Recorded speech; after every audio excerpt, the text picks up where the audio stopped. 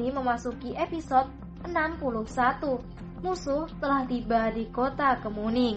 Selamat mendengarkan. Konvoi kendaraan mewah Rolls-Royce bergerak cepat dari pelabuhan pinggir laut Country's Home langsung menuju Star Hill City. Tiba di Star Hills, rombongan itu berbelok ke kiri, memasuki Lotus Road, lalu langsung tancap gas menuju Mountain Lotus. Tepatnya, kantor besar Future of Company yang terletak pertengahan antara Hotel Teratai dan Hotel Lotus Mountain. Di tengah-tengah barisan konvoi mobil mewah itu, tampak satu unit mobil super sport Pagani Huayra yang dikendarai oleh Jerry Williams yang didampingi oleh Clara dan Draco. Setelah rombongan ini berhasil berhenti di sebuah bangunan mewah 15 lantai, tampak dari mobil Rolls-Royce itu berkeluaran para lelaki berbadan tegap membuat barisan. Lalu beberapa dari mereka langsung membukakan pintu untuk mobil super sport Pagani Huayra tersebut. Dan kini, Jerry dan Clara keluar dari dalam mobil itu dengan dipayungi oleh beberapa lelaki tegap. Di belakang mereka ada R2D, Aslan, Harry, dan yang lainnya berjalan menuju pintu masuk kantor besar tersebut. Sementara itu, di dekat pintu telah menunggu Tuan Barry dan Ronald beserta jajaran staf lainnya dalam perusahaan itu. "Selamat kembali, Tuan Besar," kata Tuan Barry menyapa dengan hormat. "Terima kasih Tuan Barry dan Paman Ronald. Oh ya, bagaimana perkembangan Garden Hills?" tanya Jerry. "Silakan masuk Tuan Besar," kata Ronald mempersilahkan, lalu sambil berjalan.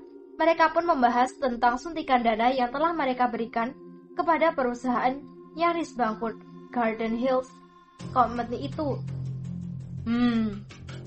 Memang saatnya sudah sampai untuk kita selangkah lebih maju. Arrow Holding Company ini sudah terlalu banyak merugikan William Groupku. Jika ingin bermain kasar, maka aku jauh lebih bisa dibandingkan dengan mereka, kata Jerry sambil duduk di kursi kerjanya. "Mereka masih belum menyerah, Tuan. Beberapa orang anak-anak yang kita tempatkan di Garden Hills melaporkan bahwa Paul masih melobi pemerintah daerah setempat untuk meluaskan proyek pembangunan pusat hiburan malam, kasino, dan hotel. Aku khawatir ini hanya dalih saja untuk bersaing dengan kita nantinya," jelas Tuan Barry.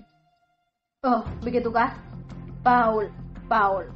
Dikasih hati malah minta jantung," kata Jerry dengan senyum yang sangat menyepelekan. "Paul ini masih ingin membalas dendam kepada kita, Tuan. Mungkin dia menyangka bahwa kematian Anton, putranya dulu adalah karena kita," kata Ronald. "Terserah dia mau berpikir seperti apa, biarkan saja.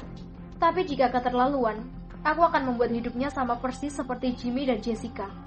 Mati dengan cara mengenaskan. Jika kemarahanku sudah diusik, dia tidak akan kuat untuk membendungnya. Kemana dia akan lari? Terlalu sempit bumi ini baginya," jawab Jerry masih dengan senyum yang sulit untuk diartikan. "Pantau terus pergerakan mereka itu, Tuan Barry." "Baik, Tuan Besar. Namun kemarin, kabar yang aku dengar banyak dari orang-orang dari kompleks Real Estate Megaton berangkat ke Indonesia. Aku khawatir ada yang mereka cari di sana," kata Tuan Barry menjelaskan. "Ke Indonesia? Benar, Tuan Besar. Aku curiga keberangkatan mereka kali ini ada hubungannya dengan Tuan Muda. Kemungkinan terbesar adalah mereka ingin melacak keberadaan Tuan Muda, lalu menjalin kerjasama dengan mantan anggota geng tengkorak dan geng kucing hitam.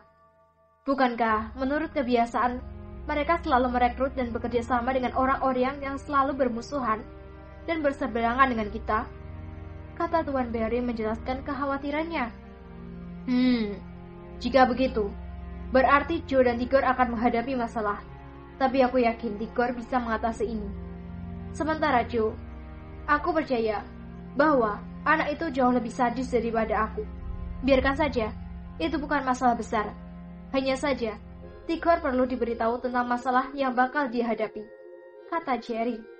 "Baiklah Tuan Barry dan Paman Ronald, mari kita fokus-fokusan dulu dengan Garden Company ini. Masalah lain, aku akan membicarakannya dengan Tigor," kata Jerry. "Baiklah Tuan Besar, jika begitu, kami pamit dulu," kata mereka lalu bergegas keluar meninggalkan ruangan kerja Jerry William ini. Saat ini, Tigor yang baru saja kembali dari mengantar putranya ke kota Batu baru saja tiba di kota Kemuning dan berniat untuk beristirahat. Ketika dia sedang duduk di kursi ruang tamu di rumahnya dengan ditemani oleh Mirna, tiba-tiba ponselnya berdering. Lalu dengan sedikit malas menatap ke layar ponsel miliknya itu. "Tuan besar," gumamnya membuat Mirna yang duduk di sampingnya juga melirik ke arah Tigor. "Halo Tuan besar, Anda menelpon saya?" tanya Tigor membuat basa-basinya. "Gor, apakah kau sedang berada di kota Kemuning?" tanya lelaki yang disebut oleh Tigor dengan panggilan Tuan besar itu. "Benar Tuan besar, ada apakah?" tanya Tigor penasaran. "Gor, saat ini lawan bisnis kita sedang menjejaki putraku, dan juga sisa-sisa musuh kita yang tersisa dari geng kucing hitam dan geng tengkorak. Aku menduga bahwa saat ini mereka sedang berkeliaran di beberapa kota. Kau bisa mengerahkan anak buahmu untuk memata-matai sisa-sisa dari organisasi yang telah hancur itu. Patahkan sebelum bertuntas." "Saya mengerti Tuan besar. Oh ya, apakah Tuan muda harus diberitahu?"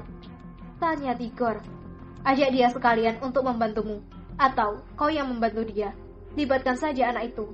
Itu pelajaran pertama baginya, dan sekaligus mengasah mentalnya supaya lebih serius dan tidak hanya bermain-main lagi seperti anak kecil.